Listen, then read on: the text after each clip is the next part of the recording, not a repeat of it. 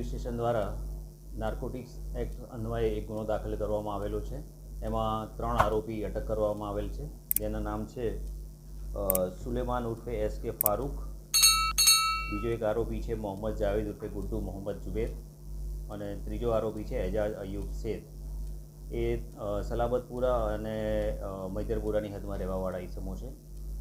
Rander police સ્ટેશનને માહિતી મળેલી હતી કે આ લોકો નાનો છૂટક જથ્થો લાવી અને માણસોને વેચે છે। એ આધારે એમણે કિલ્લાની બ્રિજ પાસે ધર્મોરા સર્કલ છે ત્યાં આગળ ચેક કરતાં આ 3 ઇસમો મળી આવેલા અને એમને ચેક કરતાં એમની પાસેથી કિસ્સામાંથી આ 34 ગ્રામ જેટલો મેફેડ્રોન ડ્રગ્સનો જથ્થો મળી આવેલ તથા 2 મોપેડ વાહન ગુનાના કામે અને 60,000 રૂપિયાની આસપાસ રોકડ રકમ એટલું ગુનાના કામે સીઝ કરવામાં આવેલો છે અને ગુનો દાખલ કરવામાં આવેલો છે।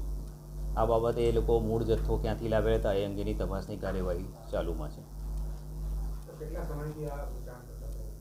અત્યારે તો એમની પ્રાથમિક તપાસ જે માહિતી મળતી કે અહીંયા વેચે છે આધારે ગુનો દાખલ કરેલો છે। કેટલા સમયથી વેચે છે એ બાબતની પૂછપરછ અને ઇન્વેસ્ટિગેશન ચાલુ છે।